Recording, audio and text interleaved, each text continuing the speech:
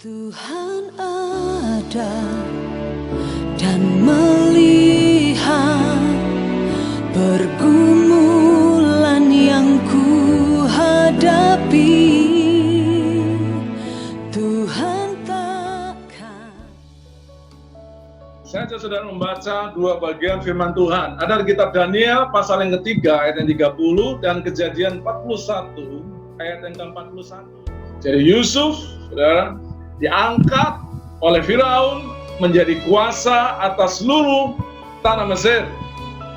Dan Sadrak, Mesak, dan Abednego mempunyai kuasa kedudukan tertinggi, saudara, di wilayah Babel. Saudara dikasih oleh Tuhan saat ini. Firman Tuhan pada malam hari ini itu sederhana sekali. Kita lihat apa yang diperoleh oleh Yusuf, apa yang diperoleh Sadrak, Mesak, dan Abednego itu sungguh luar biasa.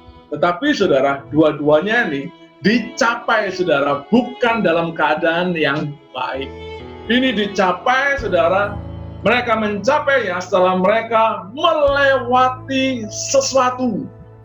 Sadrak, Mesak, dan Abednego, dia mendapatkan posisi yang luar biasa seperti itu.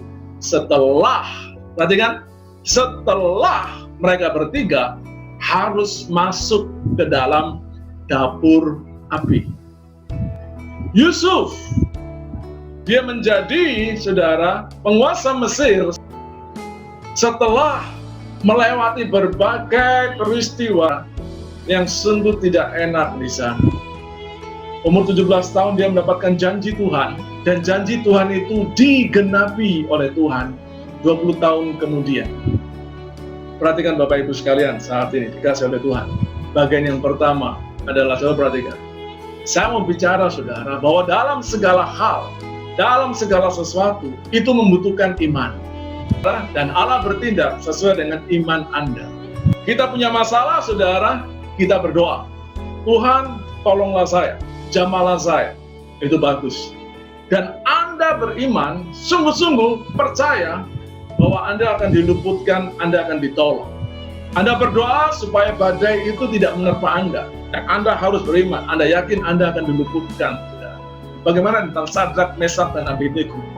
Anda mempunyai iman untuk supaya Anda luput dari api, itu bagus. Harus. Tuhan, tolong luputkan saya. Luputkan saya dari permasalahan yang besar. Luputkan saya dari segala jerat iblis dan sebagainya. Saudara, Anda berdoa demikian, harus, saudara. Dan Tuhan meluputkan, itu iman. Tetapi ada kalanya tidak demikian. Anda berdoa, Anda beriman juga untuk supaya Anda diluputkan dari api. Tapi terkadang Tuhan justru ingin Anda harus melewati api itu. Jadi Anda harus terjun ke dalam api. Iman untuk Anda terluput dari api itu bagus.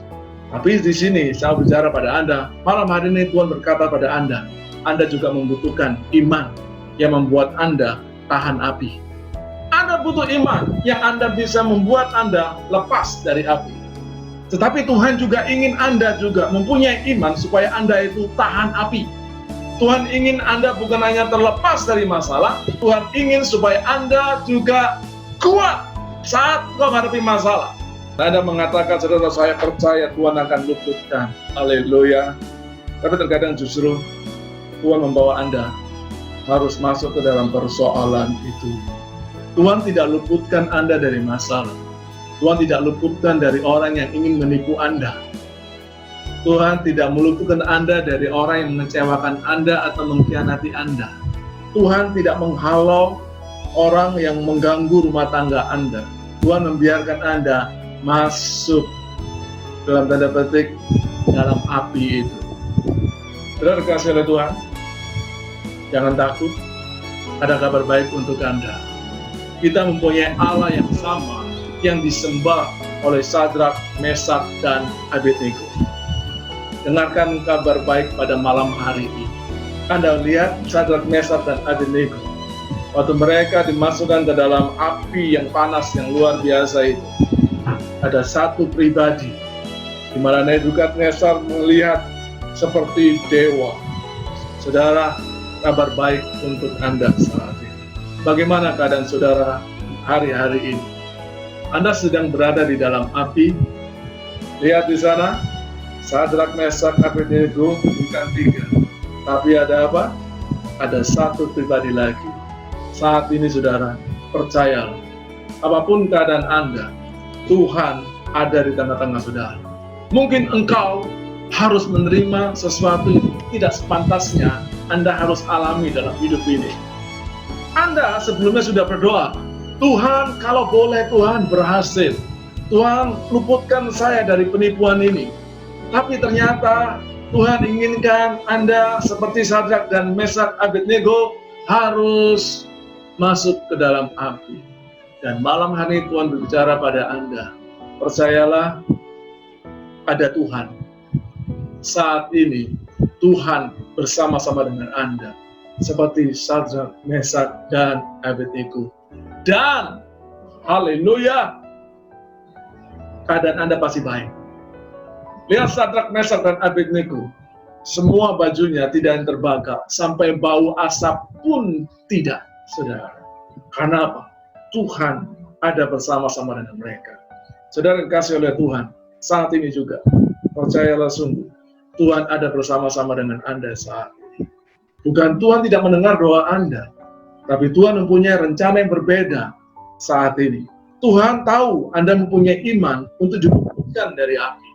Tapi Tuhan ingin supaya dalam diri saudara muncul iman yang tahan api. Anda kuat, Anda bertumbuh di sana. Allah ingin melihat kekuatan itu muncul dalam diri saudara. Dan Allah sudah perlengkapi saudara. Dan Tuhan tegaskan pada malam hari ini, Tuhan ada. Dan juga mengenai pandemi ini saat ini, hari-hari ini, Anda sebagai pengusaha, bisnismen, Anda melihat keuangan Anda melihat neraca keuangan saudara, Anda bisa prediksi berapa karena 1 bulan, 2 bulan kemudian, Anda lebih ketakutan lagi di sana. Wah, takut. Gini. Anda berdoa, Tuhan tolong, kalau bisa pada pandemi ini, aku tidak terkena dampaknya. Tuhan memang senang kau melihat mempunyai iman seperti demikian. Iman yang meluputkan, iman yang bisa membebaskan, luput dari masalah. Bagus. Tapi Tuhan inginkan Anda, dari dalam diri Anda, iman yang kuat. Iman yang tahan api. Bukan hanya iman yang luput dari api, tapi iman yang tahan api. Lukas pasal 18 ayat yang pertama. Yesus mengatakan suatu perumpamaan pada mereka, perhatikan, untuk menegaskan bahwa mereka harus selalu berdoa dengan tidak jemu-jemu. Ada satu pelajaran yang sungguh luar biasa yang saudara harus pahami di sini. Perkataan di Lukas pasal 18 ayat pertama ini. Yang pertama saudara, berarti kebenaran yang didapatkan dari pernyataan firman Tuhan ini adalah, saudara, tidak semua doa saudara, apa yang Anda doakan, lalu benar-benar terjadi seperti yang Anda minta. Ada doa-doa saudara oleh Tuhan itu, saudara, tidak dijawab dengan segera, atau Tuhan menjawab berbeda. Itu tadi saya katakan, Anda mungkin berdoa, Tuhan luputkanlah aku dari api, tetapi Tuhan malah berkata pada Anda, enggak, kamu harus masuk dalam api. Yang Tuhan inginkan adalah, kalau engkau berdoa dan tidak langsung terjadi sesuai dengan keinginanmu, maka engkau harus melakukannya lagi, dan terus lagi, dan terus lagi, dan lagi. Itulah disebut apa? Tidak dengan jemu-jemu. Sekarang makna yang kedua yang terkandung dari ayat ini berarti apa? Kalau engkau berhasil terus berdoa, pokok doa ini kau doakan terus dengan tidak dengan jemu-jemu, Anda doakan terus, Tuhan berikan garansi. Ayat ini sebenarnya menegaskan bahwa Tuhan akan menjawab doa Anda. Doa Anda yang selama ini Anda doakan tidak dengan jemu-jemu, Tuhan pasti jawab. Lukas 18 ayat 1 ini ada sebuah garansi bahwa doamu yang kau naikkan tidak dengan jemu-jemu adalah bukti bahwa Tuhan akan menjawab doa saudara. Dan saya beritahu pada Anda, kalau Anda berdoa tidak dengan jemu-jemu, sadarkah saudara, ada sesuatu yang berubah dari Anda. Ada kekuatan yang muncul dalam diri Anda. Apa itu? Kalau Anda berdoa dengan tidak jemu-jemu, berarti saudara, Anda sudah berhasil mengalahkan kejenuhan, mengalahkan keraguan-raguan, mengalahkan kebimbangan, berhasil melawan kedagingannya, berhasil menundukkan semua konsepnya sendiri, pemikirannya sendiri, caranya sendiri, jalan keluar menurut dia sendiri. Dan dia ingin ikuti cara Tuhan. Dia terus berdoa. Orang yang berhasil berdoa tidak dengan jemu-jemu, karena orang itu telah berhasil mempertahankan imannya. Sebaliknya, kalau orang yang mudah sekali jemu dalam doa, berarti orang ini gagal. Dia tidak berhasil mempertahankan imannya. Oleh karena itu, saudara dikasih oleh Tuhan, kenapa Tuhan tidak meluputkan Anda dari api? Karena Tuhan sedang memperkuat imanmu saat ini. Anda berdoa, tidak ada hasilnya sekarang. Sampai hari ini, engkau masih berdoa satu pokok doa, dua pokok doa, yang belum dijawab sampai hari ini. Dan engkau doakan itu, waktu engkau mendoakannya, sama sekali tidak ada rasa, rasanya percuma ya. Tapi Anda terus berdoa, kapan ya dijawab Tuhan? Enggak, Anda tidak berpikiran demikian. Terus Anda doakan, terus Anda doakan. Wow, haleluya. Saudara, inilah yang disebut iman yang tahan api. Dan Tuhan sedang membuat Anda saat ini untuk hal demikian. Ya, sekarang firman Tuhan yang berikutnya, Ibrani 10 ayat 35 sampai 36. Saudara dikasih oleh Tuhan. Coba bayangkan saat ini jika Sadrak, Mesak, dan Abednego, kalau dia gagal, mereka bertiga pemuda ini gagal mempertahankan keyakinannya, takut dengan ancaman, maka tidak akan terjadi yang tadi kita baca Daniel 3 tadi, tidak akan terjadi satu upah yang menantinya. Karena juga Yusuf, ayat 36 mengatakan Tuhan inginkan supaya Anda melakukan sesuatu yang benar. Dibutuhkan sebuah ketekunan, saudara. Dia bisa menikmati janji setelah dia dengan tekun. Tuhan membutuhkan ketekunan, saudara, untuk Anda melakukan hal yang benar. Bapak Ibu sekalian, saat ini Tuhan sudah sediakan saat ini. Dengarkan Bapak Ibu sekalian. Mungkin kau merasakan sebuah pintu tidak pernah terbuka. Percayalah sungguh. Tuhan telah siapkan yang terbaik. Dan itu masih disimpan oleh Tuhan. Perhatikan, masih disimpan oleh Tuhan. Yang Tuhan inginkan adalah Anda tetap percaya. Seperti Sadrak, Mesak, dan Abednego. Dia tidak lepaskan kepercayaannya. Jangan lepaskan keyakinan, saudara. Anda yakin saat Anda berdoa, doa itu punya kuasa, teruslah berdoa. Lakukan. Anda yakin saat Anda berpuasa, sungguh kuasa Tuhan akan terjadi pada saat Anda berpuasa. Teruslah berpuasa. Pegang teguh keyakinan Anda. Anda yakin Anda ingin mendapatkan berkat Tuhan dan jamahan Tuhan saat engkau memuji menyembah Tuhan, saat teduh, saudara secara pribadi, terus lakukan itu. Saudara, kisah Yusuf itu sangat menarik kalau Anda baca itu secara terbalik, mundur ke belakang. Yusuf jadi Perdana Menteri, atau Yusuf tidak akan jadi Perdana Menteri jika dia, saudara, tidak masuk penjara lebih dulu. Urutan kejadiannya kan demikian. Karena Yusuf jadi masuk penjara karena apa? Karena difitnah. Berarti, saudara, Yusuf itu tidak akan jadi Perdana Menteri kalau dia tidak pernah difitnah.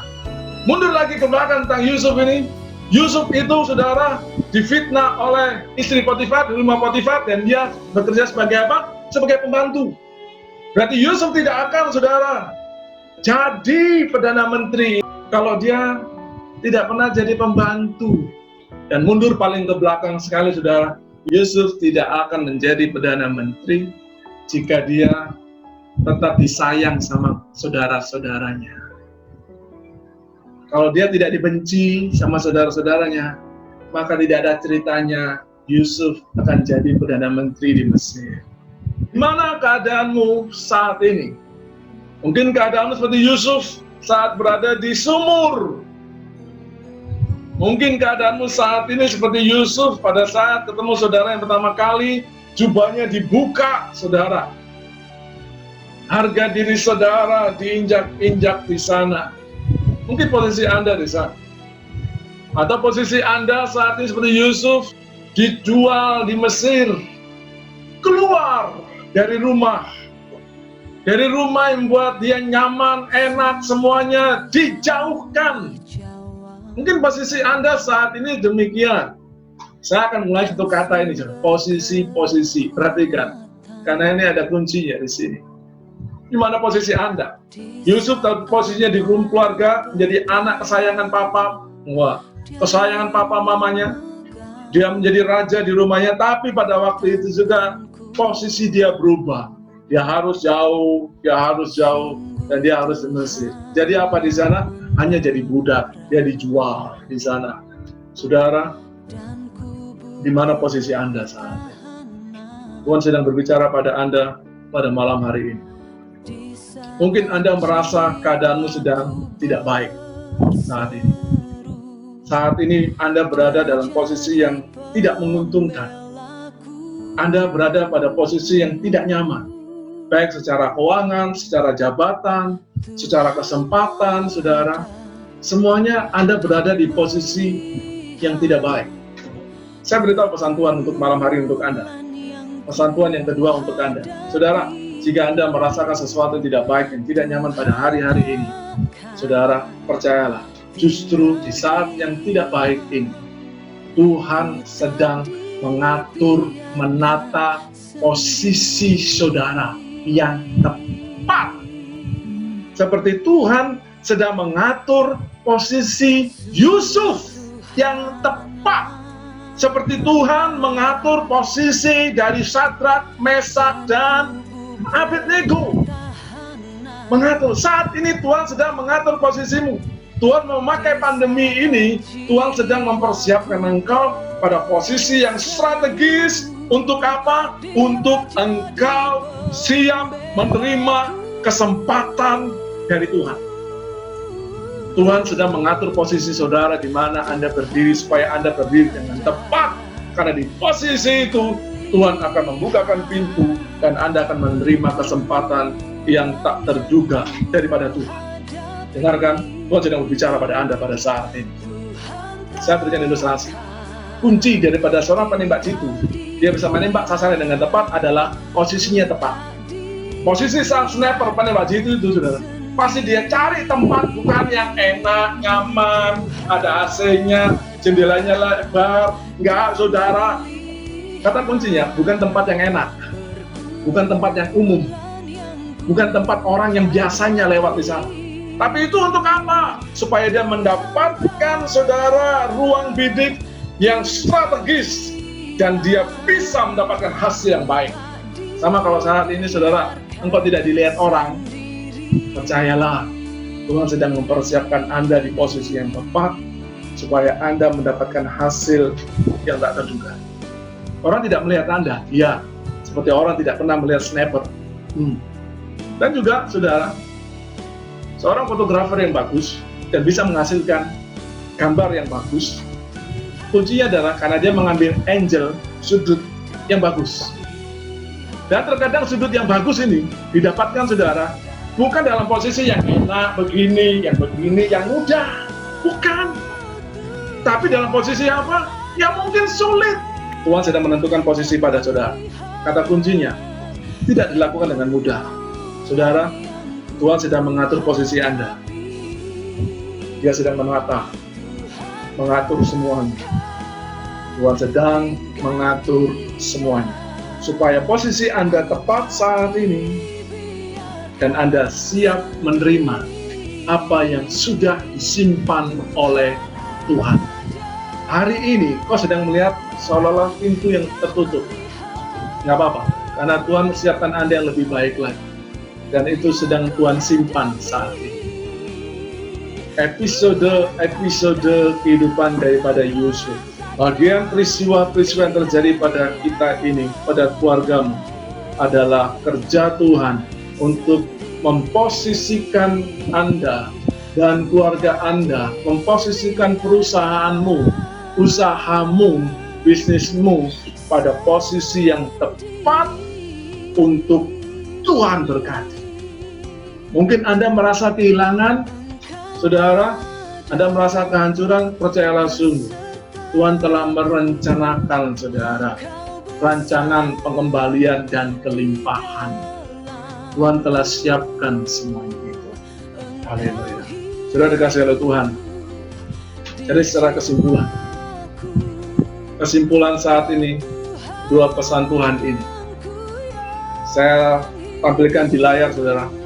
Kesimpulan pesan Tuhan pada malam hari ini, Tuhan menginginkan sesuatu dari Anda. Tuhan sedang membentuk Anda pada saat ini. Tuhan sedang membangun iman saudara, supaya kita semua jangan hanya memiliki iman yang diluputkan dari api, tapi milikilah juga iman yang tahan api. Jika saat ini keadaanmu tidak baik, percayalah saudara, Allah sedang menaruh dirimu pada posisi yang tepat untuk mendapatkan kesempatan. Maka Anda akan berjumpa dengan orang-orang yang tepat, Anda akan sampai di tempat yang tepat, perusahaan yang tepat, kolega-kolega yang tepat, saudara. Wow, percayalah, Tuhan sedang melakukan semuanya pada hidup Anda saat ini. Haleluya. Pada yang tangan kanan.